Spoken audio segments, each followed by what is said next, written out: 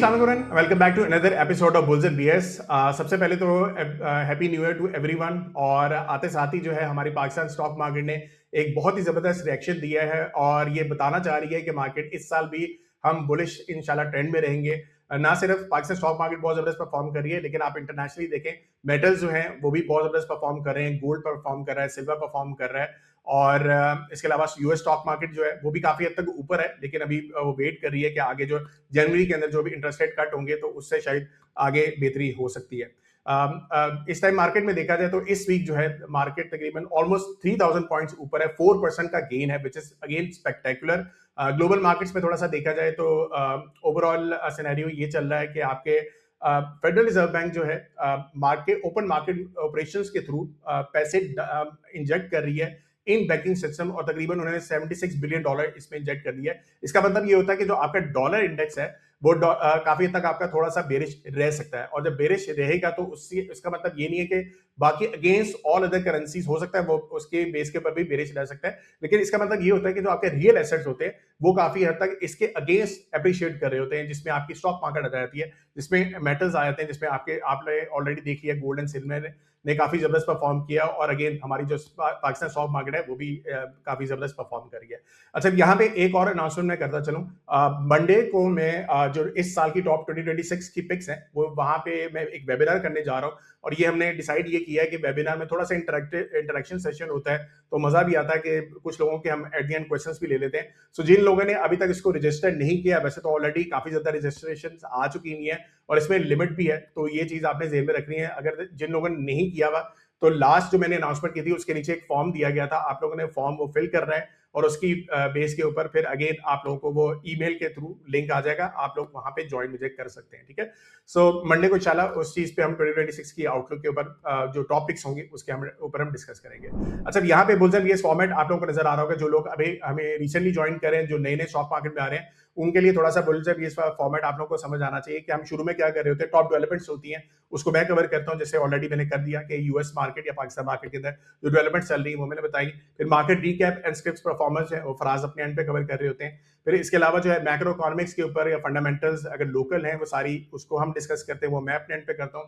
फिर top scripts जो हमारी होती हैं उसको हम टेक्निकली एंड फंडामेंटली दोनों देखते हैं। सो अगेन वो मैं और फराज दोनों अपने एंड पे हम कवर कर रहे होते हैं। फिर global macro economics and developments, उसमें नैस्डैक होगी, उसमें क्या चल रहा है, या आपके गोल्ड सिल्वर वगैरह या फॉरेक्स के अंदर क्या चीज चल रही होती है, फंडामेंटली मैं बताता हूँ, टेक्निकली जो है फराज उसको कवर कर रहे होते हैं। एंड लास्ट जो है हमने क्रिप्टो का सेगमेंट भी इसमें डाल दिया है। सो क्रिप्टो के अंदर जो सलमान है वो क्रिप्टो एक्सपर्ट है हमारे, तो उनको हम यहाँ पे इनवाइट करते हैं, वो अपने एंड से जो भी उनको लग रहा है कि क्रिप्टो के अंदर क्या क्या अपॉर्चुनिटीज नजर आ रही है वो उसके बारे में बताते हैं, और फराज जो है उसको टेक्निकली थोड़ा सा डिस्कस करते हैं। चलिए अब इस वीक के ऊपर जो हमारे थोड़ा सा रिकैप करके देखते हैं कि हमारी स्क्रिप्ट्स की परफॉर्मेंस वगैरह कैसी रही है। चलते हैं फराज भाई की तरफ। फराज भाई कैसे हैं आप, और थोड़ा सा मार्केट का भी ओवरव्यू दे दें। जी हमार अल्लाह का शुक्र, ज़बरदस्त। बिल्कुल रिकैप कर लेते हैं जो अभी रीसेंट टाइम्स की हमारी कॉल्स थी वो किस तरह से परफॉर्म किया, उनको देख लेते हैं। इसमें सबसे पहले आता है सिमेट्री। यहाँ पे 13.75 के करीब था जब कहा था कि बाय करें इसको, तो इसका टारगेट 15.1 फर्स्ट था और वो जाके एग्जैक्टली हिट हुआ, इसके लिए इंटैक्ट है ये कॉल। ये अपने सेकंड टारगेट 16.41 को जाके टेस्ट कर सकती है। फिर सेकंड पिक थी हमारी तारिक ग्लास की। ये तकरीबन उस टाइम 214 के करीब ट्रेड हो रहा था, जो हमारी बाइंग जोन बन रही थी वो 208 की थी। एग्जैक्टली उसी को आके टेस्ट किया, उसी सपोर्ट को, और उसके बाद स्टेप फर्स्ट टारगेट को हिट किया 229 के। इंटैक्ट है फॉर द सेकंड टारगेट्स, तो स्टिल ये कॉल वैलिड है। इसी तरीके से बैंक अल-फलाह 105 पे सजेस्ट किया गया था और इसके जो टारगेट्स 116 के थे, ऑलमोस्ट ये टारगेट्स जो हैं वो हिट होने वाले हैं, मेरे ख्याल में मंडे ट्यूसडे को हिट हो जाएंगे। फिर एयरलिंक जब मार्केट अंडर प्रेशर थी तो उस टाइम हमने ये सजेस्ट कर रहे थे कि भाई अच्छे स्टॉक्स की वैल्यू बाइंग करें, और वैल्यू बाइंग करने का ये मतलब है कि आप अपने बाय जोन या बाय लेवल्स को मार्क कर लें। आपको जब सस्ते रेट्स पर मिल रहा हो तो फिर अटेम्प्ट करने की कोशिश करें। उस टाइम ये ट्रेड हो रहा था 175 पे, और मैंने ये कहा था कि ये जब 165 पर आए तो उस टाइम अटेम्प्ट करें, और फिर इसके टारगेट्स 187 के हो जाएंगे। टारगेट्स स्टिल इसके इंटैक्ट हैं, लेकिन वैल्यू बाइंग आप फंडामेंटली स्ट्रॉन्ग स्टॉक्स को टेक्निकल्स के ऊपर इस तरीके से बाय कर सकते हैं कि एग्जैक्टली उन्हीं लेवल्स को आके टेस्ट करने के बाद अब ये वहाँ से बढ़ रहा है। इसी शो में हम क्रिप्टो को भी डिस्कस करते हैं। ऑल्ट्स को रिजॉल्व कभी बताया था आप लोगों को, वो वीडियो जब तक आप तक पहुंची वो अपने टारगेट्स हिट कर चुका था। इसी तरीके से लाइट यूएसडीटी के बारे में बताया था, इसने भी अपने दोनों टारगेट्स को जाके हिट करने के बाद ये रैली में कन्वर्ट हो गया। फिर उसके बाद KSE 100 के ऊपर आ जाएँ, एक बड़ा अच्छा शानदार आपको क्लिंगर ऑसिलेटर की कैरेक्टरिस्टिक चार्ट के ऊपर बताई थी कि जब-जब ये क्रॉस ओवर करता है, सो कंटिन्यूअस आपको रैली देखने को मिलती है 9 वीक्स की, 11 वीक्स की।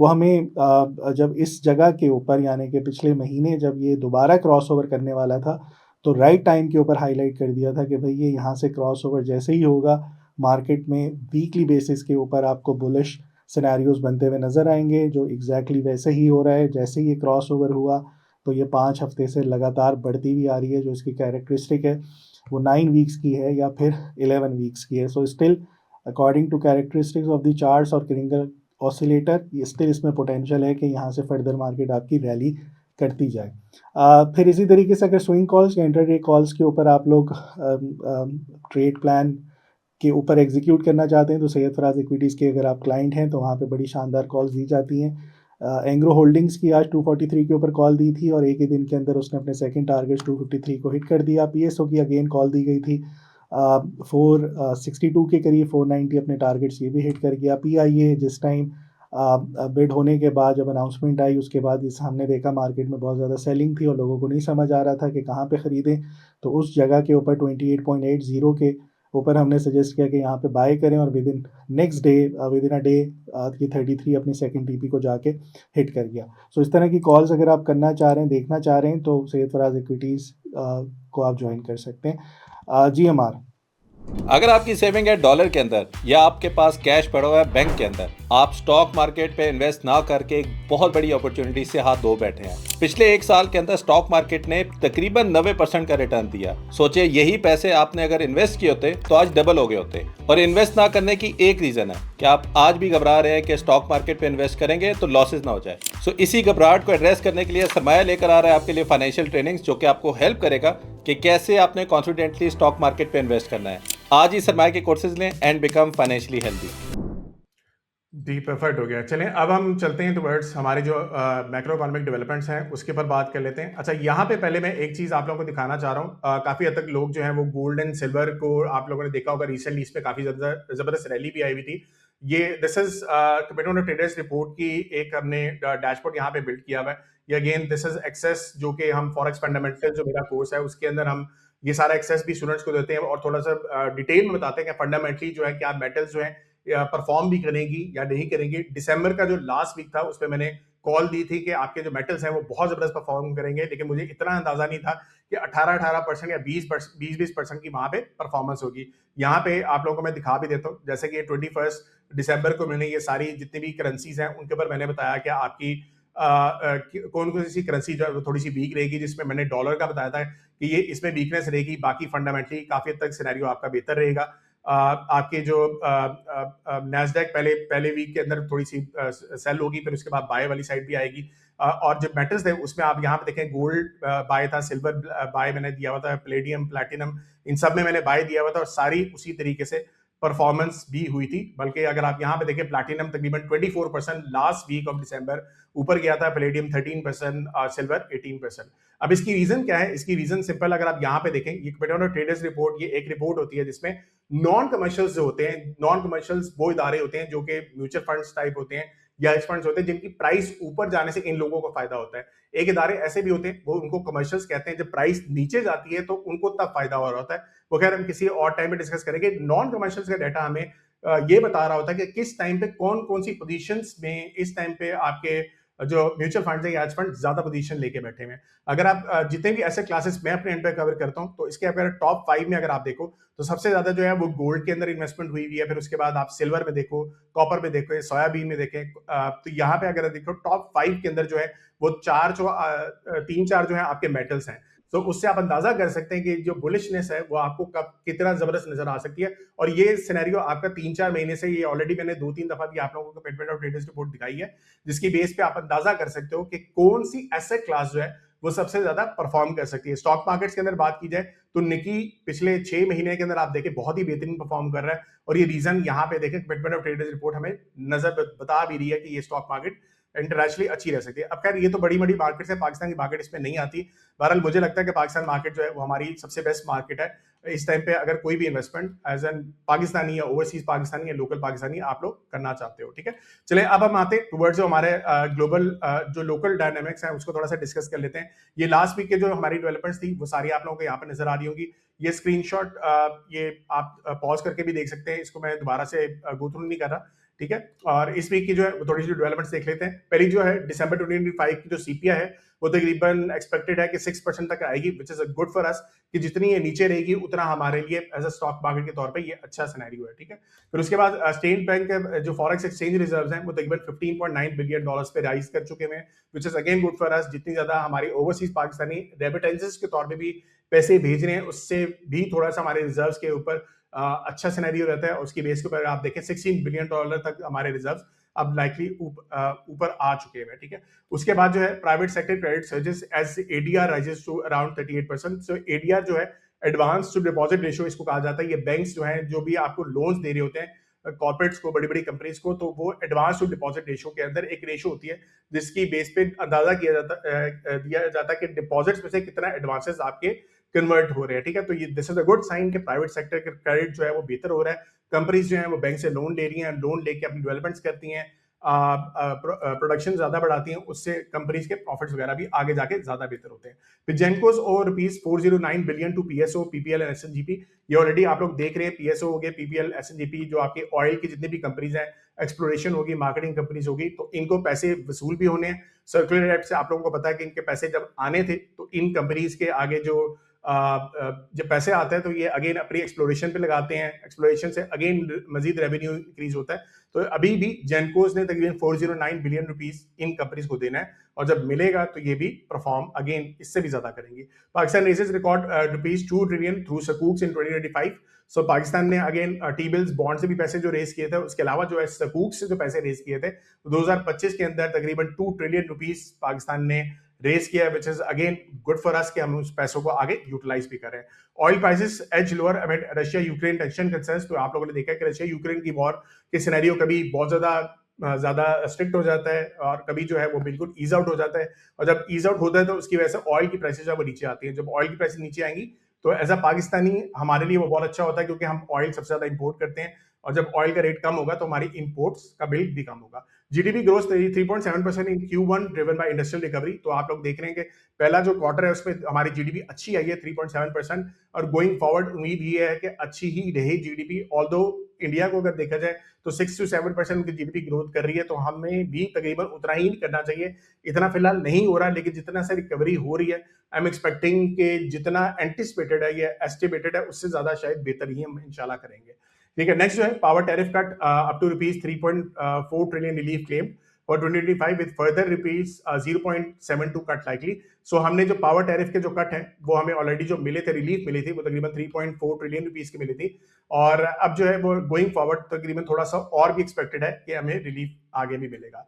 UAE to invest $1 billion in Fauji foundation with stakes plan in Mari FFC and Fauji cement.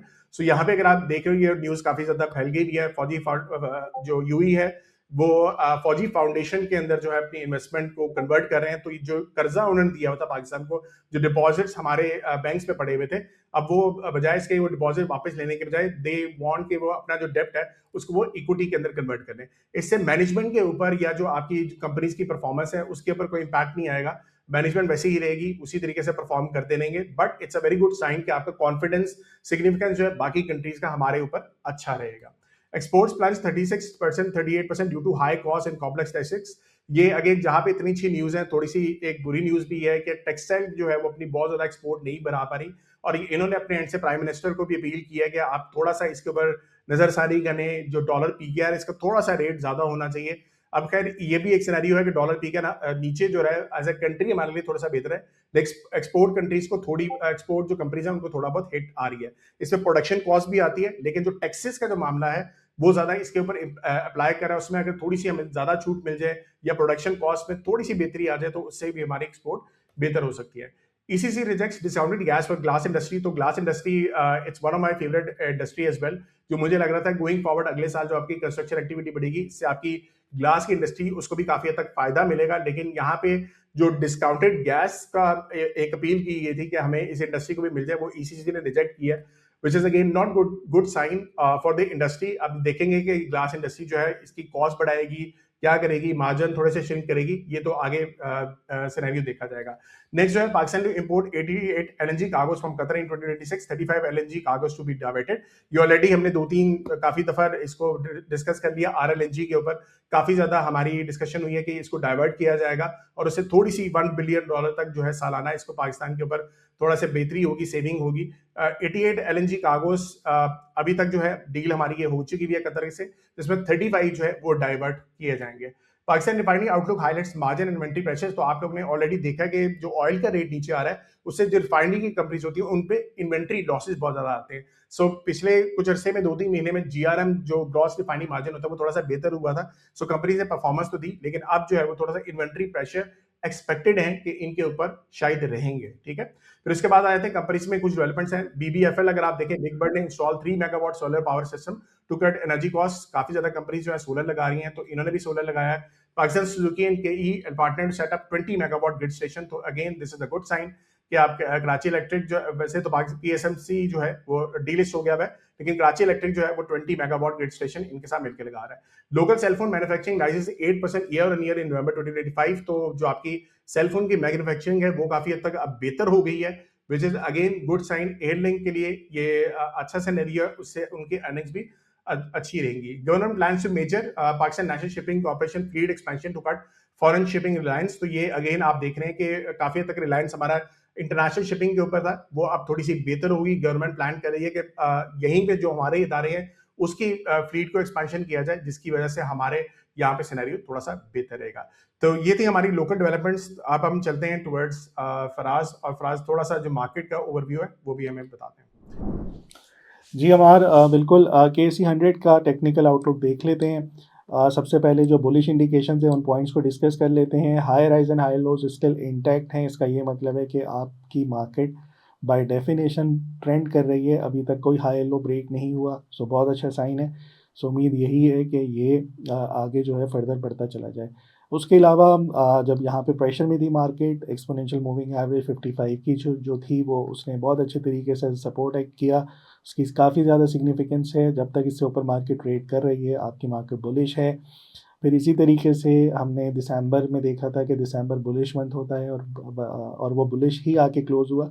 इसी तरीके से जनवरी का जो महीना होता है सीजनल्स के ऊपर दुनिया भर की जितनी स्टॉक मार्केट है उनके लिए बहुत अच्छा होता है। सो पाकिस्तानी स्टॉक मार्केट के लिए भी इसकी जो कैरेक्टरिस्टिक है वो बहुत अच्छी रही है। इसके अलावा क्लिंगर जो है स्टिल बुलिश है वीकली के ऊपर। जब तक वो क्रॉस ओवर बेयरिश साइड पे नहीं करेगा तो हम उसमें बुलिश रहेंगे। सो ये 4 इंडिकेशंस हैं, बड़ी स्ट्रॉन्ग इंडिकेशंस हैं। इसका ये मतलब है कि आपकी मार्केट स्टिल बुलिश ट्रेंड में ही चल रही है और चलती रहेगी। सो कोई भी करेक्शन आए, और करेक्शंस थोड़ी सी हैवी भी हो सकती हैं, जब भी करेक्शंस आए वो बाइंग अपॉर्चुनिटी होगी। पहली सपोर्ट 176 पर है और उसके बाद ये गैप छोड़ के गया है 172, 600, 800 पे, जो बड़ी इंपॉर्टेंट अब सपोर्ट के तौर पे एक्ट करेगी मार्केट। सो ये 2 अच्छे सपोर्ट लेवल्स हैं। आने वाले टाइम पे अगर 1-2 दिन मार्केट में थोड़ी सी सेलिंग देखने को मिलती है नेक्स्ट वीक अगर कहीं, सो मेरे ख्याल में वो बाइंग अपॉर्चुनिटी होगी। ये मार्केट का टॉप नहीं है, कभी भी सिंगल टॉप नहीं होता।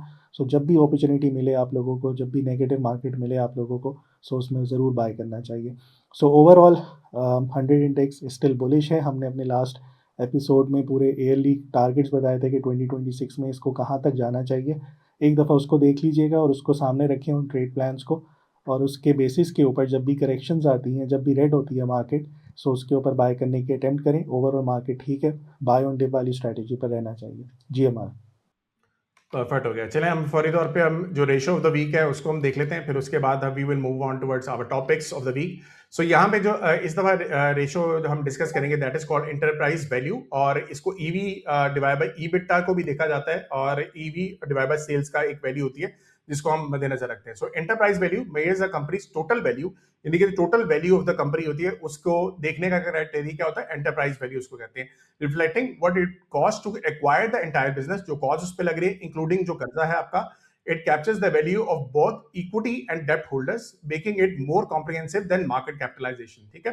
हायर EV का मतलब है कि लार्जर ओवरऑल बिजनेस वैल्यू है, higher capital employed, often mature और कैपिटल इंटेंसिव कंपनीज, ठीक है। तो ये एक अच्छी चीज है, जो मेच्योर कंपनीज होती है, अच्छी कंपनीज होती हैं, उसका हायर ईवी होता है हमेशा। लोअर ईवी का मतलब है कि स्मॉलर एंटरप्राइज वैल्यू में इंडिकेट अंडर वैल्यूएशन और लोअर स्केल। यह हो सकता है या वो सस्ती अवेलेबल है या फिर जो है लोअर स्केल के ऊपर वो अवेलेबल होती है। एंटरप्राइज वैल्यू का जो फॉर्मूला होता है वो आपकी मार्केट कैपिटलाइजेशन होती है, यानी कि जो आपकी टोटल जो वैल्यू ऑफ द कंपनी होती है ना, उसको कहते हैं मार्केट कैपिटलाइजेशन। ये ऑलरेडी हमने पहले भी फॉर्मूला इसको बताया है। जो आपकी टोटल प्राइस चल रही होती है शेयर की प्राइस, उसको मल्टीप्लाई करते हैं आपके आउटस्टैंडिंग शेयर से। सो ये होता है आपका मार्केट कैपिटलाइजेशन। इसमें आप टोटल डेब्ट भी आप डाल देते हो, प्लस प्रेफर्ड इक्विटी आपने डालना होता है, प्लस माइनॉरिटी इंटरेस्ट जो है ये अगर आप ऐड कर दें, और वैसे कैश एंड कैश इक्विवेलेंट को आप माइनस कर देते हैं। तो this is called your enterprise value. और यहाँ पे देखने के लिए आप क्या कर सकते हो, जैसे कि मैंने ये ओजीडीसी यहाँ पे खोला हुआ है, और ओजीडीसी के अंदर अगर आप नीचे आएंगे, यहाँ पे अगर आप आते हो जहां पे सारी हमारी रेशियोज अवेलेबल है, यहाँ पे हमारे पास नीचे एंटरप्राइज वैल्यू यहाँ पे शो की होती है। सो यहाँ पे अगर आप आ जाए, जैसे कि यहाँ पे नजर आ रहे हो, तो इस टाइम पे जो इसकी ओजीडीसी की वैल्यू बनती है वो तकरीबन 952 बिलियन रुपीस एंटरप्राइज वैल्यू बनती है, ठीक है। तो ये है तरीकेकार देखने का। और अगर आप पिछले सालों में देखें तो ये साथ साथ वैल्यू जो है, अगेन जैसे शेयर की प्राइस भी ऊपर जा रही होती है, टोटल कर्जा है, इक्विटी है, वो सारी आपकी डल रही होती है। फिर उसके बाद इसको देखने का क्राइटेरिया होता है, या तो एंटरप्राइज वैल्यू ईबिटा को आप कंपेयर करते हो, या एंटरप्राइज वैल्यू टू सेल्स करते हैं। इस दफा हम सेल्स को देखते हैं। अगर टोटल जो आपकी सेल्स देखी जाए तो तकरीबन अगर आप यहाँ पे देखें तो इस टाइम पे 2.43 आपकी enterprise value divide by sales जो है आपकी चल रही है। तो जितनी ये ज्यादा बेहतर होती है, उतना ही आपका आइडिया होता है कि आपकी कंपनी जो है वो थोड़ा सा बेहतर परफॉर्म कर रही है। जो आपके इन्वेस्टर है वो भी थोड़ा सा इसको बेहतर वैल्यू देने की तरफ ज्यादा उनका फोकस है। So this is from the ratio of the week. और अब हम चलते हैं टुवर्ड्स फराज, जो हमारी इस दफा की पिक्स हैं उसको भी आप थोड़ा सा शेयर करते हैं। पाकिस्तान दुनिया का तीसरा बड़ा मुल्क है जिसमें सबसे ज्यादा क्रिप्टो इन्वेस्टर है, लेकिन आज भी जब भी क्रिप्टो मार्केट थोड़ी सी भी नीचे जाती है, सबसे ज्यादा लॉसेस करने वाला मुल्क सरे फहरिस्त पाकिस्तान है। इससे ये समझ आती है कि जो लोग इन्वेस्ट कर रहे हैं उनको पैसे बनाने का तरीका भी नहीं पता। सो हम लेकर आ रहे हैं सरमाया के ऊपर क्रिप्टो फंडामेंटल्स की ट्रेनिंग, जिसके अंदर आप फाइंड आउट कर सकते हैं कि वो कौन से फंडामेंटली स्ट्रॉन्ग क्रिप्टो करेंसीज है जहाँ पे आप इन्वेस्ट कर सकते हैं और आपने अपना रिस्क कैसे मैनेज करना है। सो आज ही सरमाया की ट्रेनिंग लें एंड बिकम फाइनेंशियली हेल्दी। जी, सबसे पहली जो पिक है इस हफ्ते के लिए वो है बैंक ऑफ पंजाब। ये अपने हाइस को ब्रेक करके ऊपर सस्टेन करके क्लोज हुआ है। इसकी आज मैंने कॉल भी जिस टाइम ये ब्रेकआउट हो रहा था SFEL पे दे दी थी। और बड़ा इसका डिफाइंड स्टॉप लॉस है, 38 के करीब स्टॉप लॉस रखे हैं। इसके जो फर्स्ट टारगेट है वो आराम से 44.54 के बन रहे हैं। सेकंड टारगेट ये जो कप एंड हैंडल की प्रोजेक्शन थी, ये जो कप एंड हैंडल ब्रेक हुआ है, इसके जो सेकंड टारगेट बन रहे हैं वो 51 के अराउंड आते हैं। सो बहुत अच्छे ट्रेंड में चल रहा है ये। और ये आप लोगों को अगर याद हो तो हम इस पे पिछले साल से 6.5 रुपये, 9 रुपये, 10 रुपये इन लेवल्स के ऊपर बताते रहे बार बार कि ये रैली करता जाएगा, और ये बड़ा सस्ता मिल रहा था उस टाइम। और उसके बाद हमने देखा है कि वहाँ से 7x होके ये अब इतना अच्छे तरीके से यहाँ पे ट्रेड हो रहा है। सो अभी भी इसमें कोई साइन नहीं है टॉप का, स्टिल इसमें पोटेंशियल है, फर्दर रैली करेगा। इसका स्टॉप लॉस जो है वो 38 का रखें अगर आप इस ट्रेड प्लान को फॉलो कर रहे हैं तो। हमारे इसके फंडामेंटल्स ऐसा क्या हो गया इसमें जिसने पिछले साल बहुत फिनोमिनल परफॉर्म किया, स्पेशली लास्ट ईयर अगस्त से जो इसने रैली दिखाई है 13 रुपये से बढ़ता हुआ अब 42 रुपये हो गया। पिछले 6 महीने में इसने ज़बरदस्त ग्रोथ दिखाई है, ज़बरदस्त इसकी जो ट्रेंड चल रहा है और हर बंदा इसके बारे में बात कर रहा है। सो क्या ऐसा है ट्रिगर जो फर्दर इसको ऊपर लेके जा सकता है? सो ऑलरेडी जैसे लास्ट ईयर हमने बात की थी कि टर्न अराउंड स्टोरीज जो है हमारी काफी तक चलेंगी। तो ये बैंक बहुत अरसे से, बहुत सालों से स्ट्रगल कर रहा था। उसकी रीजन ये थी कि बहुत ज्यादा पब्लिक जो सेक्टर है उसके काफी तक इसके फंड्स वहां पे मौजूद थे, जिसकी वजह से ये काफी तक थोड़े से स्टक भी थे। थोड़े से इसके और भी सिनेरियो लॉसेस वगैरह इसके चल रहे थे, जिसकी वजह से ये बहुत जबरदस्त परफॉर्म नहीं किया। फिर उसके बाद अगेन इन्होंने अब टर्न अराउंड करना शुरू किया है, जिसकी वजह से इसकी काफी तक बेहतरी भी आई है। सेकंड रीजन ये थी कि इनका अगर आप देखें बैंक्स ने पिछले साल वो भी काफी हद तक बेहतरी उनमें रही है। एक लॉ पास किया गया था जिसके अंदर जो आपके स्प्रेड था, जिसमें सेविंग अकाउंट के अंदर और जो इन्वेस्टमेंट ये लोग करते हैं उसके अंदर वो स्प्रेड को अगेन जो आपके सेंट्रल बैंक है या गवर्नमेंट ने इसको अलाउ कर दिया कि आप इसके अंदर ज्यादा अपना प्रॉफिट रख सकते हैं। उससे भी इनके अंदर बेहतरी आई, और खासतौर पे उन बैंक्स के अंदर आई जिनके जो ज्यादातर जो बड़ी बड़ी कंपनीज हैं वो उनके क्लाइंट्स है। तो बैंक ऑफ पंजाब की जो बड़े बड़े क्लाइंट्स हैं वो मेजर कंपनीज ही आती हैं, खासतौर पे गवर्नमेंट की भी कुछ कंपनीज आती हैं। तो वहां से बहुत बड़ा बेनिफिट आया, जिसकी वजह से बैंक ऑफ पंजाब ने परफॉर्म किया था। एक स्क्री बैंक ने बहुत ज़बरदस्त परफॉर्म किया था, बैंक ऑफ खैबर ने परफॉर्म किया था, इस तरह से मेजरली नेशनल बैंक ने भी बहुत ज़बरदस्त परफॉर्म किया था। तो यही रीजंस बनी थी और यहाँ से बेहतरी जो है उनकी इसी वजह से आई। अच्छा, यहाँ पे आते हैं जो इनकम स्टेटमेंट के ऊपर। अगर आप यहाँ पे आके इनका नेट इंटरेस्ट इनकम अगर आप यहाँ पे देखो, ऑल्दो आपके इंटरेस्ट इनकम काफी हद तक डिक्लाइन हुआ, वो नजर भी आ रहा है कि डिक्लाइन होना भी था, लेकिन जो बेहतरी हुई है वो यहाँ पे आप नंबर्स वाइज देखें, 44 बिलियन से तकरीबन अब 73 बिलियन नेट इंटरेस्ट इनकम इनका बढ़ा है, जिससे इनकी ओवरऑल जो इनकम ईपीएस है वो काफी हद तक इनकी बेहतर भी हुई है। नेट इनकम भी अगर आप देखें 13 बिलियन से 16.8 बिलियन हुआ, बेसिक ईपीएस जो है 4 से बढ़ के तकरीबन 5.15 बिलियन पे रही है। फिर उसके बाद अगर आप कैपिटल एडिक्वेसी रेशियो पे आ जाए, जो कि एक मैट्रिक होता है कि आपको किस तरीके से एक जितना ज्यादा ये नंबर हो उतना बेहतर जो है बैंक की investment as compare to investments, उनकी जो रेशियो है जितनी बेहतर होती है उतना बैंक स्ट्रांग होता है। इस टाइम पे ये 17 चल रही है, ऑल्दो ये थोड़ा सा डिक्लाइन हुई है 20 to 17, लेकिन इट्स वेल अबव जो इस टाइम रिक्वायरमेंट होती है जो पाकिस्तान के बैंक की है वो तकरीबन 17 होती है, और इस टाइम पे ये काफी हद तक अपने ऊपर भी चल रहा है। इसके अलावा डिपॉजिट्स के अंदर इन्होंने बहुत ज्यादा ग्रोथ की है। मैंने 1 साल से मैं लगातार बात ये करता आ रहा हूँ कि डिपॉजिट्स जो बैंक ज्यादा करेंगे वो ज्यादा अच्छा परफॉर्म करेंगे। इन्होंने इस साल 20% की डिपॉजिट ग्रोथ दिखाई है, जो कि अगले साल ये कह रहे हैं कि हम इसको बरकरार रखेंगे। सो गोइंग फॉरवर्ड मुझे लग रहा है बैंक ऑफ पंजाब भी अच्छा रहेगा। करंट अकाउंट ग्रोथ जो है इनकी तकरीबन 46%, उसमें भी इजाफा आया है, which is again good. CASA का अगर इसका रेशो देखा जाए तो तकरीबन 59% है, which is a bit lower on the side, जो कि 81% इंडस्ट्री का है, थोड़ा सा नीचे है, लेकिन ये ज्यादा इसको ग्रो कर रहे हैं, which is a good sign. ठीक है, इस टाइम पे करंट अकाउंट जो इनका मिक्स चल रहा है वो तकरीबन 24% के पास है और इंडस्ट्री की एवरेज 33% है।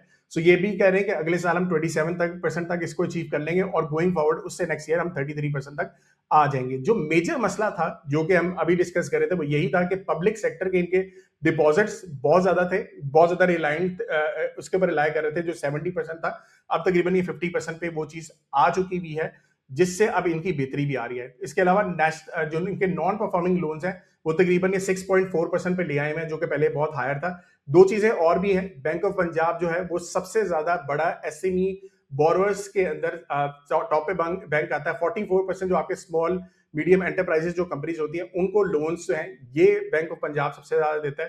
फिर इसके अलावा bank of Punjab housing finance में तकरीबन 1.3% से इन्होंने बढ़ा के तकरीबन 33% तक अपने फाइनेंसिंग में इजाफा कर लिया। तो इसमें कुछ ट्रिगर्स हैं जो कि ऑलरेडी हमने इसमें डिस्कस कर लिए हैं।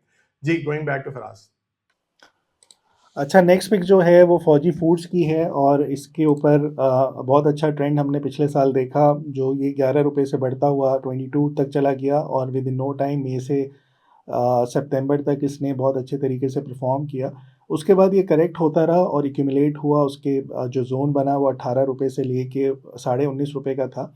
जैसे ही उसने उसको ब्रेक किया ये रैली में कन्वर्ट हो गया और उसके बाद यहाँ पे इसने 21.26 को जाके टेस्ट किया, जो एक अच्छी रेजिस्टेंस थी। राइट नाउ ये बहुत अच्छे ट्रेंड की शक्ल में ट्रेड हो रहा है, higher highs and higher lows बना रहे हैं। सो इसका ये मतलब है कि हायर लो बनाने जब भी ये नीचे आएगा, कहीं पे मिलता है आपको सस्ता 20.70 पे या उससे नीचे कहीं मिलता है 20 रुपये के करीब, तो यहाँ पे जमा करें और उसके बाद फिर जो इसकी नेक्स्ट लेग होगी वो तकरीबन आपके दोबारा 21.25 को टेस्ट करेगी और फिर जो आपकी रेजिस्टेंस रही है 22.50 की, उसको जाके टेस्ट कर सकती है और आने वाले टाइम पे ये 22.5 को भी ब्रेक कर देगा। ये बेसिकली आपकी जो लेग बनी हुई है ये ABCD की करेक्शन थी, ये सी पॉइंट यहाँ पे डिफाइन हुआ और उसके बाद नेक्स्ट लेग बनेगी। लेकिन शॉर्ट टर्म के टारगेट्स आप जो है वो 22.80 के रखे जा सकते हैं। इसका स्टॉप लॉस फिर 19 का बनता है अगर आप 20 या 20.5 की एवरेज से इसको एक्यूमुलेट करने में कामयाब हो जाते हैं। सो ओवरऑल एक अच्छे ट्रेंड में चल रहा है और बहुत अच्छे मोमेंटम में भी नज़र आ रहा है हमें, वॉल्यूम्स भी इसके ऊपर लग रहे हैं। सो ओवरऑल ये अच्छे बाय ऑन डिप वाली स्ट्रैटेजी के ऊपर इस पे काम किया जा सकता है। हमार फौजी फूड्स, अभी हमने इसके ऊपर सुना कि UAE जो है वो इंटरेस्टेड है फौजी फाउंडेशन की कंपनीज़ में, ये भी फिर लाए करता है। सो आपको क्या लगता है कि ये इस तरीके से परफॉर्म करेगा या इसको अपने सोलली डिपेंडेंट होना है कि रेवेन्यू जनरेट करे और उसके ऊपर ही अर्निंग्स दिखाए? बिल्कुल ऐसे देखिए, यूएई का जो हमने डिस्कस किया था न्यूज़ के वो इतना इम्पैक्ट इसके ऊपर नहीं करेगा, क्योंकि मैनेजमेंट ने तो वही अपना काम चलाते रहना, जो अपने कंपनी के अंदर जो डेवलपमेंट्स ये लोग कर रहे हैं उससे काफ़ी तक बेहतरी नज़र आ रही है। ये एक सरमाया स्कोर आप लोगों को अभी यहाँ पे नज़र आ रहा होगा, ये अभी करंटली हमारे डेवलपमेंट फेज में है और ये हमारे स्टूडेंट्स को इसको काफ़ी ज़बरदस्त एक्सेस भी है, ये काफ़ी डिटेल में हम ये सारी चीज़ें इसमें कवर भी करते हैं कि कितना net profit, EPS, operating profit, आपकी सेल्स वगैरह कितनी अच्छी ग्रो कर रही होती है। हमने एक रेटिंग दी होती है, ये मैंने अपने स्टूडेंट्स को शो किया होता है कि किस तरीके से रेटिंग्स हम कवर करते हैं। बहरहाल ये आज हम इसको डिस्कस नहीं करेंगे, लेकिन ये सारी कंपनीज का इस तरीके से बड़ा अच्छा हमारा सिनेरियो पता लग रहा होता है कि कौन सी कंपनी कैसा परफॉर्म कर रही है। ठीक है, रेवेन्यू अगर पिछले साल में देखा जाए बहुत खास इसमें जंप नहीं आया, 10% में इसमें रेवेन्यू में इजाफा है, लेकिन जो मेजर गेम हुई है वो आपकी ग्रॉस प्रॉफिट के ऊपर हुई है। तो ये कंपनी जो है, जैसे फौजी आप लोगों ने देखा है, मैनेजमेंट इनकी बहुत अच्छी चल रही है फौजी फाउंडेशन की। सो यहाँ पे भी ये कॉस्ट कटिंग के ऊपर बहुत जबरदस्त काम कर रहे हैं। तो ग्रॉस प्रॉफिट नजर आ रहा है कि इन्होंने अपनी जो कॉस्ट कटिंग के ऊपर काफी अच्छा काम किया, रिन्यूएबल एनर्जी के ऊपर ये बहुत ज्यादा जा रहे हैं, तो उससे भी काफी हद तक इनकी बेहतरी आ रही है। फिर अगेन यहाँ पे अगर आप देखें तो ईपीएस जो है 0.26 से 0.41 काफी हद तक इंक्रीज हुई है। इसमें अदर इनकम का भी काफी हद तक रोल है, और जो यूएसटी जो इनका अल्ट्रा हाई टेम्परेचर जो आपका मिल्क होता है उससे भी काफी हद तक इनकी बेहतरी आई है। कुछ मसले चले थे पिछले साल के अंदर जिसकी वजह से ये आपको रेंज में नजर आया था। उसकी वजह ये थी कि सेल्स जो टैक्स था गवर्नमेंट ने वो इन दूध के ऊपर काफी हद तक ज्यादा लगाया हुआ था, और डिमांड उसकी वजह से काफी हद तक प्राइस इंक्रीज करने की वजह से थोड़ा सा नीचे रही। लेकिन अब गोइंग फॉरवर्ड सारी कंपनीज का ये कहना है कि हमारी डिमांड जो है वो थोड़ी सी बेहतर हो रही है, जिसकी वजह से शायद ये प्राइसेस को भी थोड़ा सा रिवाइज करेंगे,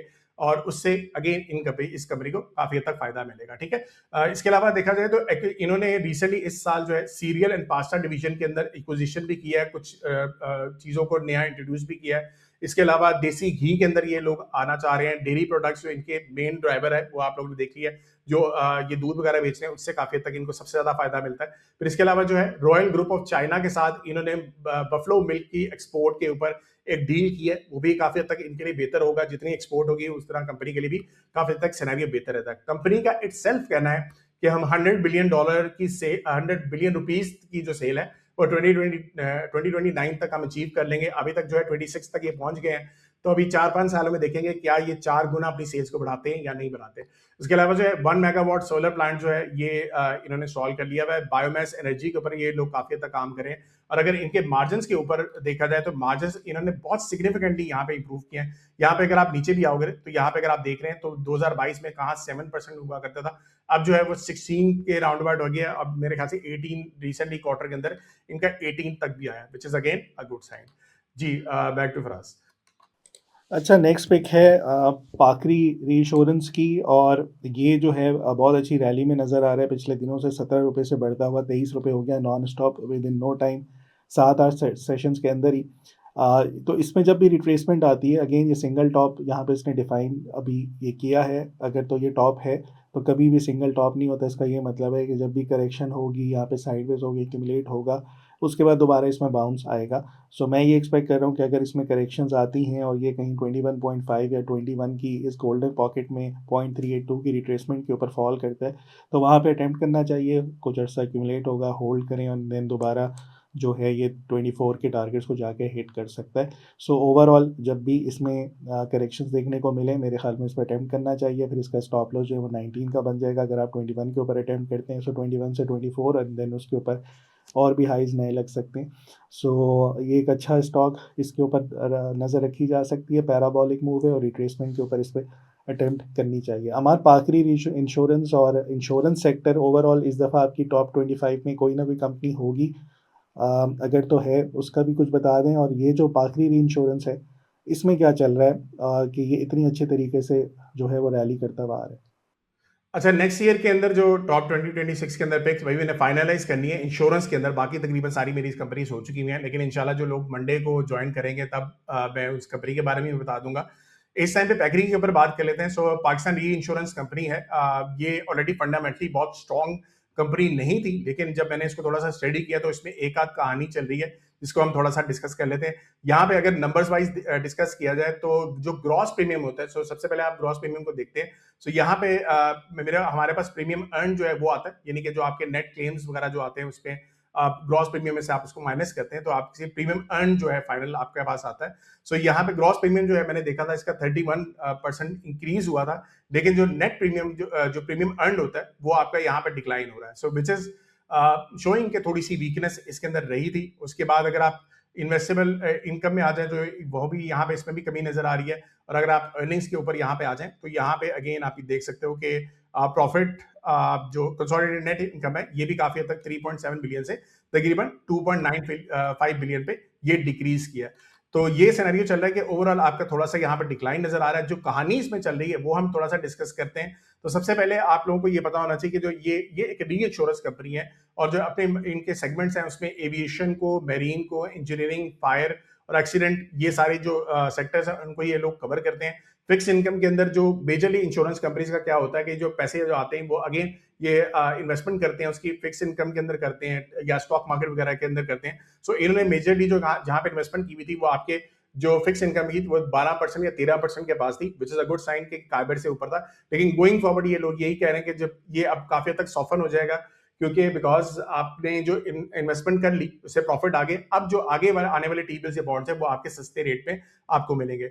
दूसरी बात जो मेजर चीज है जिसको हमें डिस्कस करना चाहिए वो 2012 का एक लॉ था जिसकी वजह से insurance and re insurance companies के ऊपर एक टैक्स लगाया गया था। तो एसआरबी के कुछ नोटिस इनको आए थे 2017 के अंदर, जिसकी वजह से इनको तकरीबन 2.5 बिलियन रुपीस जो था वो देने पड़े थे। और फिर उसके बाद जो है ये इन्होंने क्लेरिफाई दोबारा से किया कि री इंश्योरेंस के जो सेक्टर है उसके ऊपर जो टैक्सेबल ये इनकम इनकी लगी है वो थोड़ा सा नहीं होना चाहिए, अकॉर्डिंग टू लॉ नहीं था। तो इन्होंने अगेन ये नोटिस दिया, सिंध हाई कोर्ट के अंदर जाके ये बात की कि इसको प्लीज रिवर्स करवाया जाए, री इंश्योरेंस वालों के ऊपर नहीं लगना चाहिए, इंश्योरेंस सेक्टर के ऊपर लगना चाहिए। तो एसआरबी ने टेंटेटिवली इसको एग्री किया कि जो इनके ऊपर लाइबिलिटीज ये थी 2.5 बिलियन रुपीस के, इसको वो रिवर्स बैक करवाएंगे, एडजस्टमेंट इसमें करवा देंगे, जिसकी वजह से हो सकता है कि आने वाले वक्त के अंदर इस पर बातें चल रही हैं, ये कंफर्म नहीं है लेकिन बातें हो रही हैं कि शायद ये रिवर्स होगा तो इसकी वजह से इसके अंदर थोड़ी सी अर्निंग्स इंक्रीज नजर आ सकता है। तो ये इसके अंदर बीच में स्टोरी चल रही है जिसकी वजह से शायद ये परफॉर्म इसी वजह से कर रहा हो। जी, बैक टू फराज। अच्छा, नेक्स्ट पिक है ओजीडीसी की, और ये अपने प्रीवियस हाई को ब्रेक करके 287 से ऊपर सस्टेन कर रहा है, जो एक बहुत अच्छा साइन है। और ये सिंपल आपकी हाई राइज एंड हाई लोज की शक्ल बन रही है। तो इसका ये मतलब है जब भी करेक्ट होके नीचे आए कहीं पे आपको 287 पे या 280 पे मिले, वहाँ पे अटेम्प्ट करें। इसका स्टॉप लॉस 264 का हो जाएगा और फिर एक्सपेक्ट यही किया जा सकता है कि इसके जो इमीडिएट टारगेट्स हैं वो 312 के और उसके बाद 339 340 के बनते हैं। ओवरऑल बहुत अच्छे ट्रेंड में है, बार बार नए हाइज लगाने के बाद ये करेक्ट होता है, मौका देता है एंट्री करने का, और उसके बाद ये दोबारा एक नए हाइज बनाना शुरू कर देता है। सो बहुत अच्छा ट्रेंड इसका चल रहा है। करेक्शंस होने के बाद फिर रैली करता है। सो जब भी करेक्शंस आएँ तो इसमें अटैम्प्ट करें और इसके फिर टारगेट्स को आए करें 339 340 के करीब की। हमारे इस साल शुरू होते ही हमने देखा है कि ओजीडीसी जो है वो अपने हाइज के ऊपर ट्रेड कर रहा है। सो एक तो अच्छा साइन है, और इसके पीछे एक हमारे पास फंडामेंटल क्या ट्रिगर्स हैं ऐसे कि इतने अच्छे तरीके से ये रैली करता हुआ आ रहा है। बिल्कुल ऐसे ही है। ओजीडीसी जो है बाय फार सबसे ज्यादा इस टाइम पे जो इन्वेस्टमेंट है म्यूचुअल फंड्स की वो ओजीडीसी में ही नजर आ रही है। यहाँ पे अगर हम म्यूचुअल फंड्स में आ जाएं और म्यूचुअल फंड फेवरेट को यहाँ पे हम क्लिक भी करते हैं तो यहाँ पे अगेन आप आके देखोगे सबसे ज्यादा जो इस टाइम पे इन्वेस्टमेंट म्यूचुअल फंड ने टोटल मिला के की है वो तकरीबन 87 फंड्स हैं, विच इज अ लॉट, जिनके इसके अंदर इन्वेस्टमेंट हुई हुई है और इन्वेस्टमेंट अमाउंट भी बहुत ज्यादा है। और अगर इसकी डिटेल में अगर आप आके चेक करना चाहते हो तो व्यू डिटेल्स में आपको ऑलरेडी पता लग जाएगा, पूरे सीक्वेंस आपको पता लगता है। This is a very good tool जो कि लईक भाई ने अपने एंड पे इसको बनाया भी है। ये उतनी देर खुलता है, हम इसके ऊपर वापस आते हैं, उतनी देर तक हम यहाँ पे जो नंबर्स हैं उसको डिस्कस कर लेते हैं। स्टेबिलिटी वाइज देखें, इसका स्कोर बहुत जबरदस्त है। ऑलरेडी डेप्ट वगैरह ये कंपनी नहीं लेती, सिर्फ कैश के इनके मसले चल रहे थे। इनकम स्टेटमेंट के ऊपर बात की जाए सो ईयरली पे अगर हम यहाँ पे आते हैं, ईयरली अगर आप देखें तो पिछले एक साल से ये जाहिर सी बात है रेवेन्यू नीचे आ रहा है। उसकी रीजन यही है कि आपके ऑयल का रेट जो है वो नीचे आ रहा है, डॉलर पीके जो है उसका भी रेट नीचे है, उसकी वजह से ये तो रेवेन्यू इतना ज्यादा इंक्रीज नहीं कर रहा। ग्रॉस प्रॉफिट भी थोड़ा सा आपकी नीचे वाली साइड पे जा रहा है। और अगर अर्निंग्स पे ऊपर आ जाओ तो 48.5 से तकरीबन ये 39 के ऊपर इसकी अर्निंग्स आ गई, विच इज तकरीबन 20% का डिक्लाइन। ठीक है, लेकिन अगेन जो सर्कुलर डेब्ट का जो रीजन था जिसकी वजह से काफी ज्यादा इनके पैसे स्टक हुए हुए थे, वहां पे अगर हम बात आके करते हैं तो यहाँ पे अगेन अब आप देखो तकरीबन 287 बिलियन तक इनके अब कैश आ चुका है, विच इज अगेन तकरीबन अगर आप देखे जाए तो कैश पर शेयर जो है जो पर शेयर जो वैल्यू बनती है तकरीबन 66 के पास बनती है, विच इज अगेन फिनोमिनल। और अभी भी जो नेट रिसीवेबल्स इनके जो पैसे इनको मिलने वाले हैं वो तकरीबन 612 बिलियन है, विच इज अगेन अगर ये भी सारे के सारे इनको पैसे मिले जो कि आहिस्ता आहिस्ता मिलेंगे, जाहिर सी बात है सारे इकट्ठे नहीं मिलेंगे, तो ये इसकी प्राइस जो है वो 180 के पास ये तकरीबन बनती है नेट रिसीवेबल्स पर शेयर के हिसाब से अगर बात की जाए। तो ये सारे सिनेरियो आपके काफी हद तक बेहतर नजर आ रहे हैं। अच्छा, उसके बाद अगर यहाँ पे अगर हम आ जाते हैं टुवर्ड्स जो अच्छा, ये म्यूचुअल फंड्स का तो हमने जिक्र कर लिया, लेकिन अब इसके ऊपर एक्टिविटी के ऊपर हम बात थोड़ा सा कर लेते हैं। आप लोगों ने देखा है कि पिछले एक साल के अंदर काफी हद तक एक्टिविटीज भी रही हैं, पैसा भी इनको रिसीव हुआ है, तो इन्होंने वही चीज जो है आगे इन्वेस्टमेंट भी की।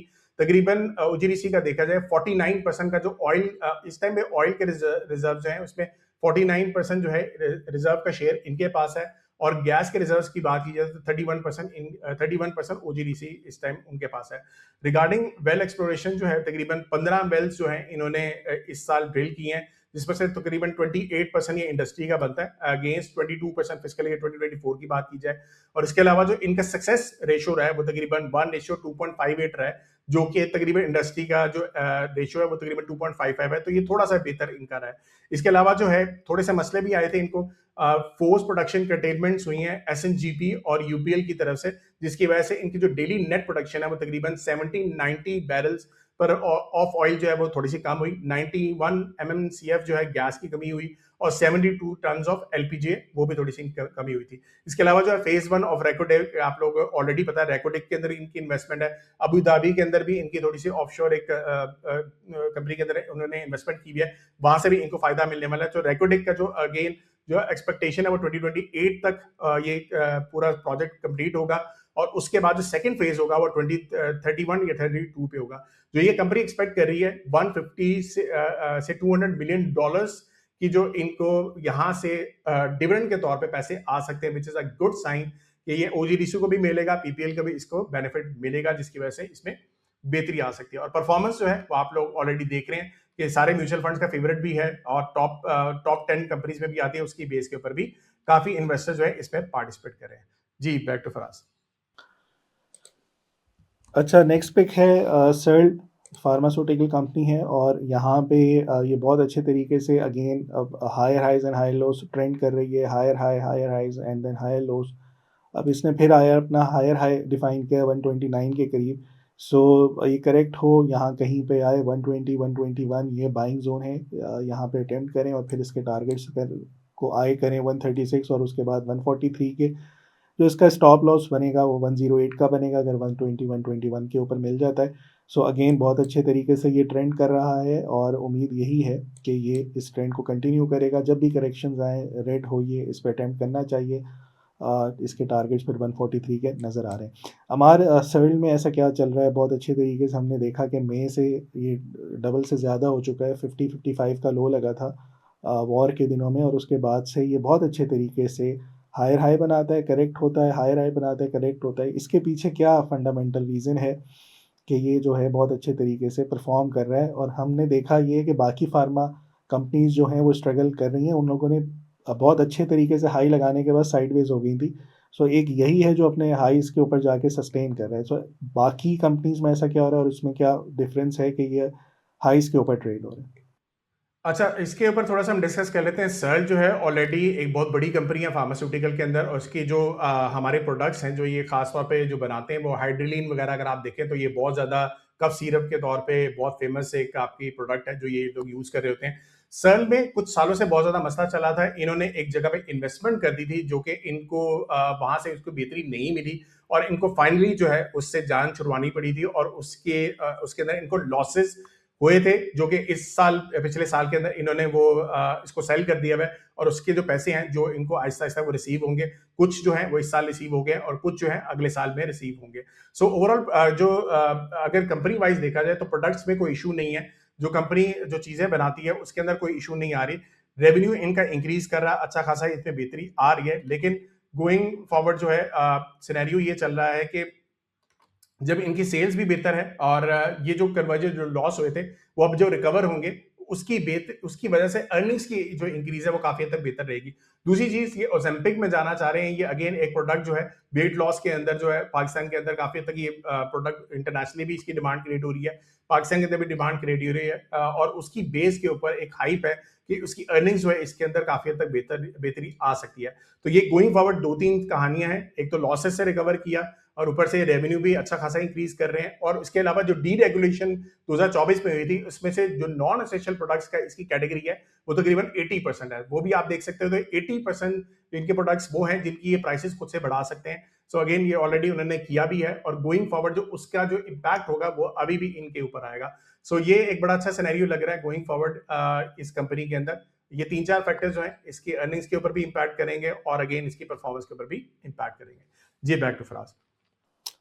सही है। अब ग्लोबल मार्केट्स की तरफ चलते हैं। डॉलर इंडेक्स जो है वो तो रेंज में ही ट्रेड कर रहा है, और मेरे ख्याल में डॉलर इंडेक्स से बेहतर है कि हम कोई एक ऐसी करेंसी देख लें जिसके ऊपर पोटेंशियल ज़्यादा है, जो ट्रेंड में चल रही है।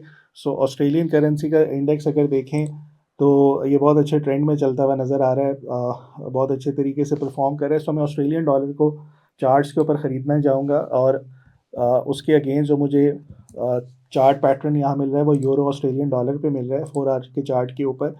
और यहाँ पे अगर देखा जाए तो ये बेयरिश ABCD का पैटर्न फॉर्मेशन हो रही है, लेकिन उसके लिए कंडीशन ये है कि अपने बी पॉइंट को ब्रेक करें, यानी कि हम शॉर्ट करेंगे यूरो को और ऑस्ट्रेलियन डॉलर को लॉन्ग करेंगे जब ये 1.74700 का जो की सपोर्ट है उसको ब्रेक करें, और फिर हम आए करें कि ये बेयरिश ट्रेंड कंटिन्यू करे 1.73100 के टारगेट्स के साथ।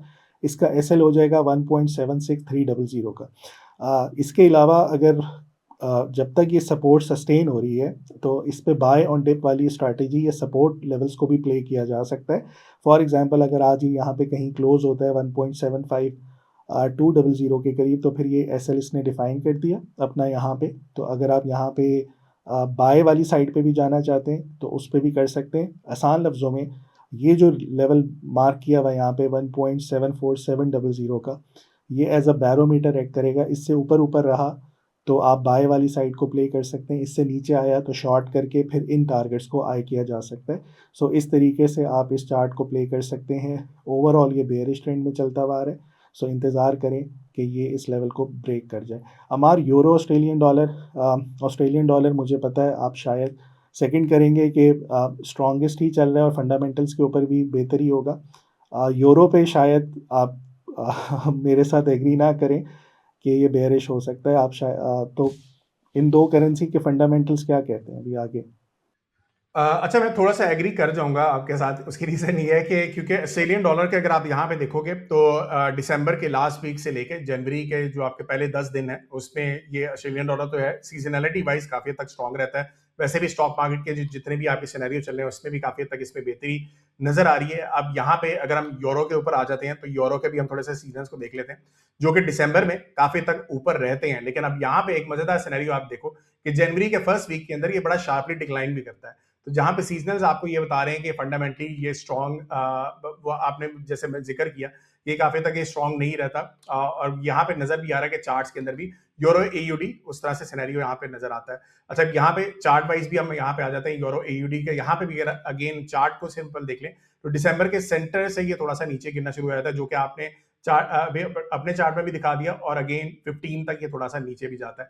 तो यहाँ पे सीजनल्स तो हमें यही बता रहे हैं कि हमारा सिनेरियो जो है वो कैसा रहता है। फिर उसके बाद अगर हम थोड़ा सा यहाँ पे आ जाते हैं टूवर्ड्स के हमारी कंडीशनल स्कोरिंग है वो कैसे देख रहे हैं, तो इसके ऊपर हम आते हैं। यहाँ पे इवेंट्स डाटा के ऊपर हम खोल लेते हैं ताकि थोड़ा सा हम फंडामेंटली यहाँ पे इसको भी डिस्कस कर लेते हैं। यूरो को देख लेते हैं। यूरो अभी रिसेंटली वैसे फंडामेंटली काफी तक स्ट्रॉन्ग था। दिसंबर का डाटा क्योंकि अभी तक पूरा आया है, जनवरी का इस वीक के अंदर हमारा डाटा आ जाएगा। 27 ग्रीन थे और 13 आपके रेड थे। लेकिन आज के दिन अगर हम इसके ऊपर जाके देखते हैं फॉरेक्स फैक्ट्री के ऊपर, अभी रिजल्ट मैंने देखा है तो आपके PMI के नंबर्स अभी यूरो के थोड़े से नीचे हैं। वैसे पूरा दिसंबर जो है यूरो काफी तक स्ट्रॉन्ग रहा था, लेकिन अभी इस वीक का जो आगाज हुआ है उसमें अभी यूरो के जो नंबर्स हैं वो काफी तक नीचे आए हैं। ऑस्ट्रेलियन डॉलर के ऊपर अगर आप आ जाओ तो ऑस्ट्रेलियन डॉलर के ऊपर भी दिसंबर के अगर आप नंबर्स देखें 7 ग्रीन एंड 9 रेड, थोड़े से यहाँ पे आपको बेहतरी नजर नहीं आ रही, लेकिन ओवरऑल जो इसके जो मेजर नंबर्स हैं वो काफी हद तक आपके अच्छे भी थे।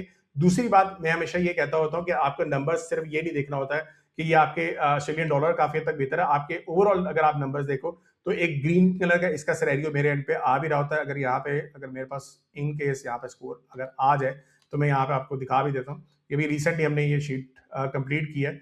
सो अगेन ऑस्ट्रेलियन डॉलर के जो जितने भी फैक्टर्स हैं वो काफी तक हमारे स्ट्रॉन्ग है एज कम्पेयर टू यूरो। ठीक है, तो यूरो भी स्ट्रॉन्ग है बट ऑस्ट्रेलियन डॉलर हमारे एंड तक काफी तक स्ट्रॉन्ग आ रहा है। खैर अभी ये खुल नहीं रहा, जब ये हमारे एंड पे ये अपडेट हो जाएगी तो मैं नेक्स्ट वीक से आपको इंशाल्लाह ये भी दिखा दूंगा। जी, बैक टू फराज। ठीक हो गया हमारा। अच्छा, अभी आपने जिक्र किया कि ऑस्ट्रेलियन डॉलर स्ट्रॉन्ग है, रिस्क ऑन एसेट स्ट्रॉन्ग है। सो अब हम गोल्ड को डिस्कस कर लेते हैं, और गोल्ड के ऊपर यहाँ पे 4 आवर के ऊपर बुलिश डाइवर्जेंस आई हुई थी और उसके बाद ये बाउंस करना शुरू कर गया।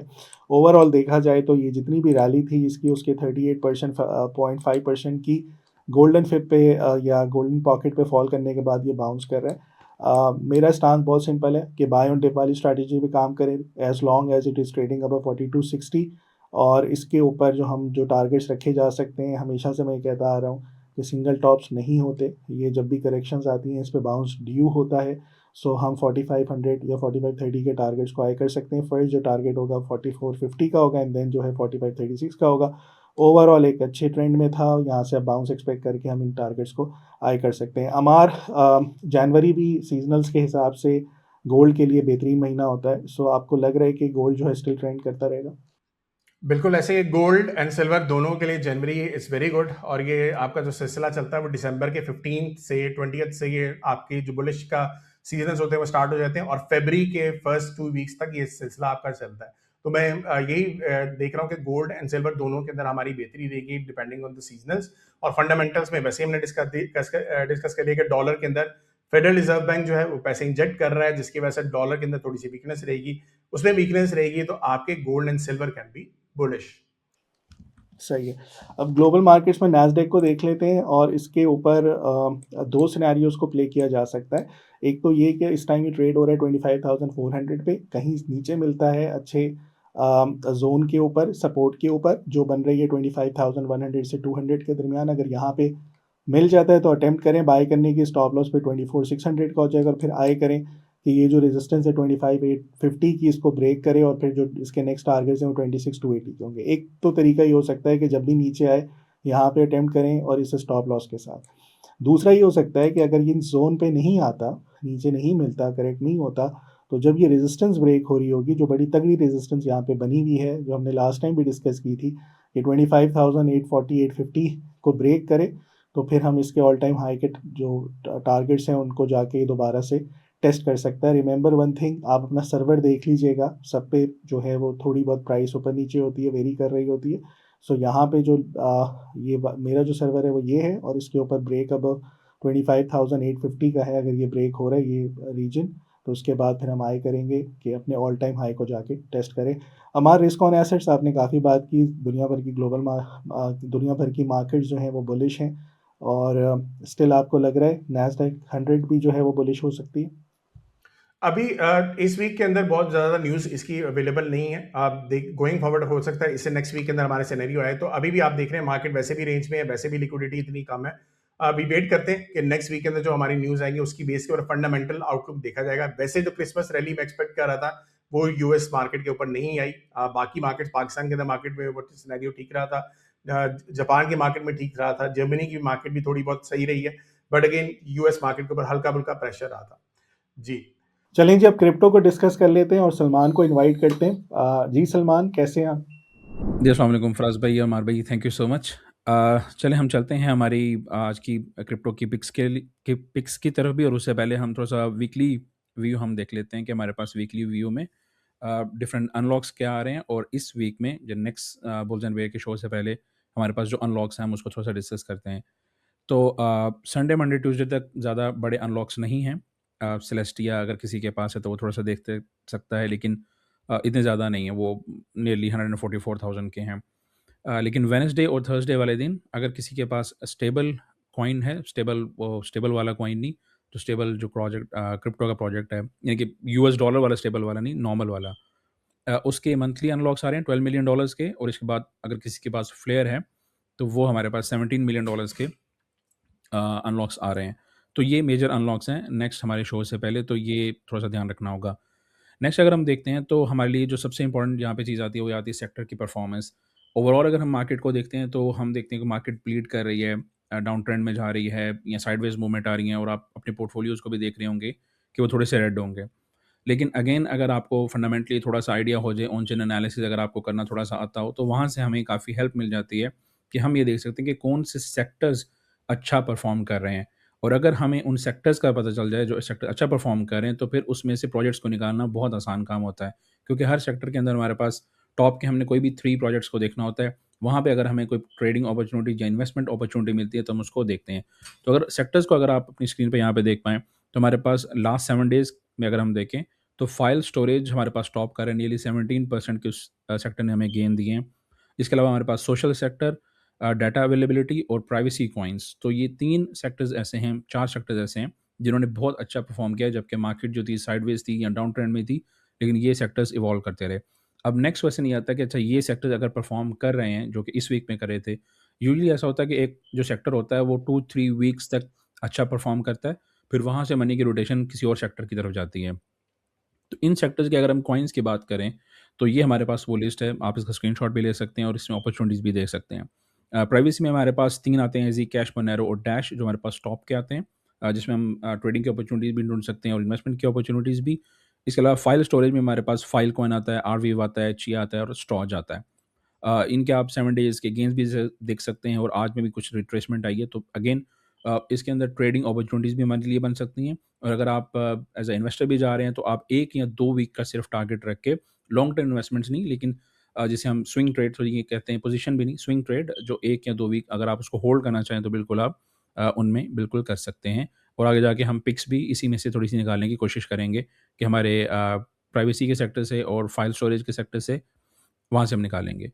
इन्वेस्टर डील्स अगर हम देखें कि इन्वेस्टर्स कहाँ पे जा रहे हैं, तो मेनली आर्किटेक्ट जो प्रोजेक्ट है, उसका एक बहुत बड़ा फंडिंग राउंड रेज़ हुआ है जस्ट रिसेंटली, जिसके अंदर बहुत सारे टियर 1 की जो वीसीज़ हैं, उन्होंने इन्वेस्टमेंट की है, जिसमें हमारे पास कॉइनबेस आती है, गैलेक्सी डिजिटल, वैनएक, इन्होंने $52 मिलियन रेज़ किए हैं आर्किटेक्ट वालों के लिए। और ये एक तरह से सेंट्रलाइज़्ड एक्सचेंज, जैसे बाइनेंस है, बायबिट है, उस तरह की ये एक्सचेंज है और इसको फंडिंग दी जा रही है, ताकि अपने सिस्टम्स को और बेहतर तरीके से परफ़ॉर्म कर सकें। तो ये इन्वेस्टर डील्स में आप आर्किटेक्ट जो है इसको जाकर देख सकते हैं, किस तरह से आप इसमें से इन्वेस्टमेंट कर सकते हैं, इसको देख सकते हैं। इन्वेस्टर इनसाइट्स में अगर देखते हैं, तो गैलेक्सी डिजिटल एक बहुत बड़ा वीसी फंड है, और अगर हम देखें कि ये कहाँ-कहाँ इन्वेस्ट कर रहे हैं, जो सेक्टर्स हमने पहले डिस्कस किए थे, उनसे अलावा अगर हम देखना चाहते हैं, तो टोटल इन्वेस्टमेंट इनके 145 हैं और करंट की जो आरओआई चल रही है, वो 4.6x की चल रही है। अभी तक इनका जो मार्केट कैपिटल है, जो इनके पास ओवरऑल इनका पोर्टफोलियो है, वो $132 बिलियन का है। ओवरऑल क्रिप्टोज़ इसकी बनती हैं। वॉल्यूम इनका थोड़ा-सा कम हुआ है, नियरली $74 बिलियन पर अभी चल रहा है। बट अगेन क्योंकि इतना बड़ा वीसी फंड है, नियरली $132 बिलियन के एसेट्स इनके पास हैं। तो ये जहाँ पे इन्वेस्टमेंट कर रहे होते हैं, हमें वो देखना होता है। फिर उनमें ये देखना है कि कौन सा सेक्टर अच्छा परफ़ॉर्म कर रहा है, फिर हम उसको वहाँ से पिक करते हैं। तो करंटली इनके पोर्टफोलियो को मैंने टॉप के जो प्रोजेक्ट्स हैं, वो निकाले हैं, जिसमें से आप अगेन स्क्रीनशॉट लेके इन प्रोजेक्ट्स को देख सकते हैं। हो सकता है अगर आपके पास इनमें पोज़ीशंस भी ओपन अप हों, तो अगर आपके पास पोजीशंस ओपन अप हैं और अगर आपकी पोजीशंस डाउन भी हैं, तो आपको थोड़ा-सा उसमें कॉन्फिडेंस आना चाहिए कि ये बड़े-बड़े जो वीसीज़ हैं, उनकी होल्डिंग्स के अंदर है, करंटली भी इनको होल्ड करके वो बैठे हुए हैं। Again ups and down market में आते रहते हैं, अगर डाउनवर्ड मूवमेंट्स कोई आती हैं, थोड़ा-सा थकाया जाता है मार्केट के अंदर, तो अगेन उसमें पैनिक नहीं होना, और डे 1 से ही जो आप इन्वेस्टमेंट्स कर रहे हैं, वो आपने काफ़ी ज़्यादा ही कैलकुलेटेड करनी होंगी उसके अंदर। नेक्स्ट हमारे पास आते हैं गैलेक्सी फंड्स। अ, कि वो कौन-कौन से प्रोजेक्ट जिसमें ये फंडिंग रेज़ कर रहे हैं, वो पिछले तो थे जिसमें वो इन्वेस्टमेंट्स कर रहे थे। अगर हम फंडिंग की तरफ जाते हैं, तो मेनली जो इनका फ़ोकस एरिया चल रहा है, वो पेमेंट्स की तरफ चल रहा है। वो पेमेंट्स का मतलब ये है कि सेंट्रलाइज़्ड एक्सचेंजेस या डिसेंट्रलाइज़्ड एक्सचेंजेस वहाँ पे जा रहे हैं।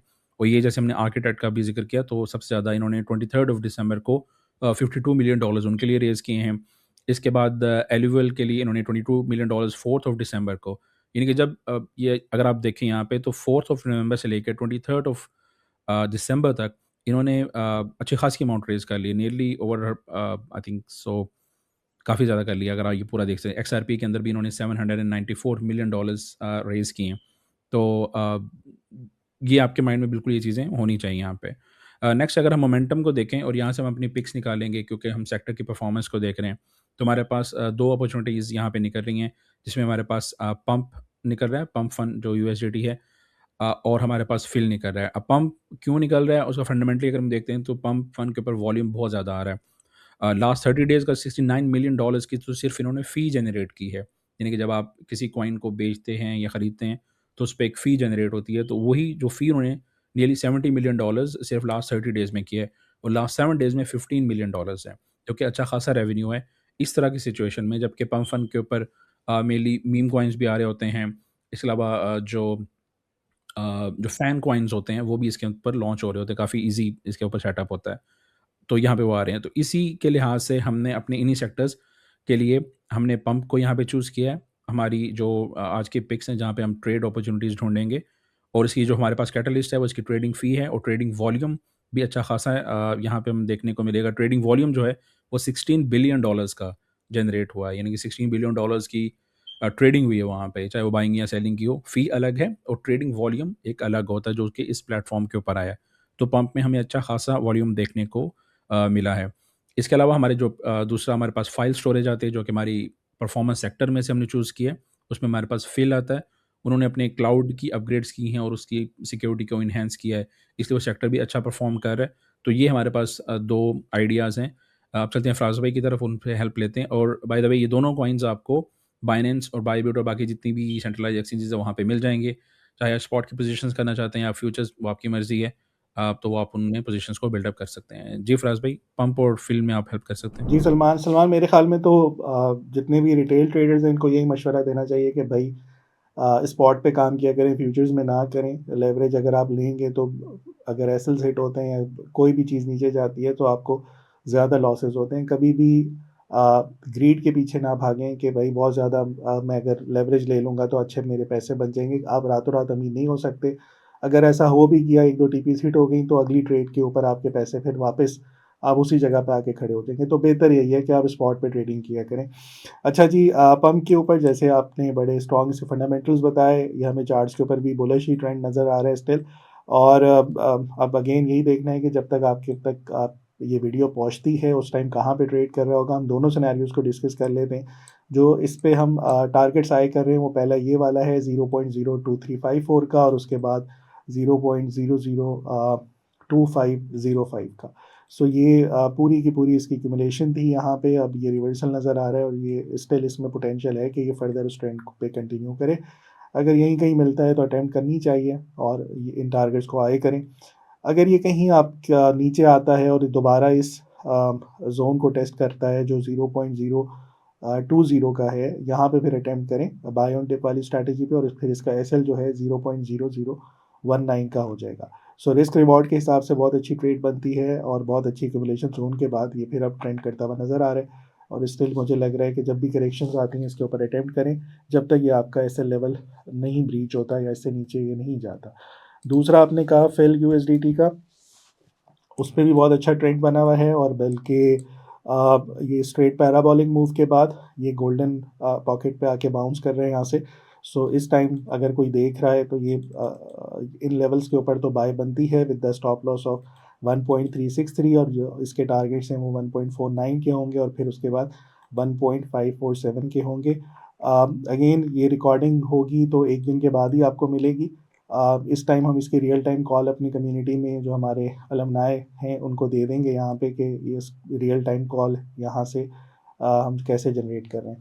सो ओवरऑल अगर ये बाद में आप लोगों को मिलकर कहीं नीचे रिट्रेस करता हुआ ट्रेड हो रहा हो तो स्टॉप लॉस फिर आपका ये रखेंगे। अगेन ये वो बैरोमीटर लेवल है, इससे ऊपर ऊपर रहा तो ये बुलिश है, नीचे आ गया तो फिर इस ट्रेड प्लान को छोड़ दीजिएगा।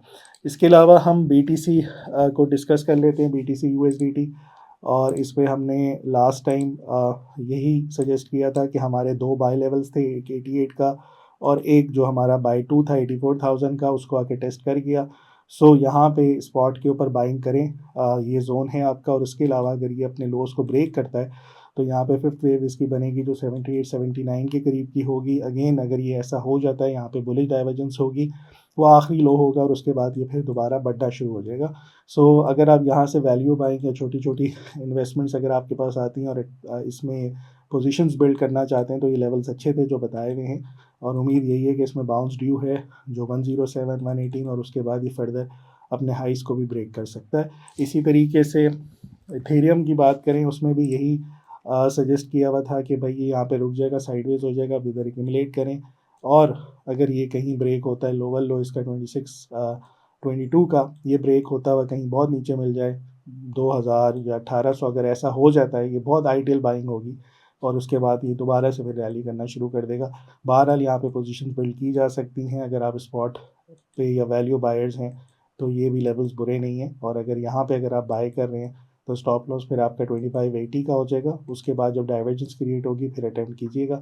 सो बहरहाल यहाँ चांस लेना बनता है। इसके अलावा अगर आप यहाँ पे नहीं बाय करना चाहते फिर इंतज़ार करेंगे कि जब ये अपना 3445 को ब्रेक कर देगा, ये जो लास्ट लोअर हाई था, फिर उसके बाद इसमें रैली बनती हुई दोबारा आपको नज़र आएगी। सो ये था सारा क्रिप्टो का, हमने सब कुछ डिस्कस किया है आज के शो में। फॉरेक्स को भी किया है, फिर उसके बाद हमने ग्लोबल मार्केट्स को भी किया, गोल्ड में को भी ट्रेड का प्लान बताया है उसका, और इसी तरीके से स्टॉक मार्केट की टॉप पिक्स और KSE 100 के ऊपर भी बात की है, फंडामेंटली भी और उसके अलावा टेक्निकल्स भी। मेरे ख्याल में अब रैप करते हैं। जी अमान। परफेक्ट हो गया। सो सारी मार्केट्स ऑलरेडी हमने कवर कर दी, फराज ने भी इसको समराइज कर दिया। अगेन जो लोग मंडे को जब 2026 की जो मैंने पिक्स देनी है, अगर आप लोग उसका पार्ट बनना चाहते हैं तो लास्ट जो हमने अनाउंसमेंट की थी सरमाया के सारे सोशल मीडिया के ऊपर, वो वीडियो शामिल भी है, तो आप लोग वहां पे जाके उसके लिए रजिस्टर भी कर सकते हैं। ठीक है, चलिए नेक्स्ट वीक मिलते हैं। मेरी तरफ से, फराज की तरफ से, सलमान की तरफ से, सरमाया की तरफ से अल्लाह हाफिज। सी यू गाइस नेक्स्ट वीक। सरमाया.com, जहां हर फैसला बने सरमाया।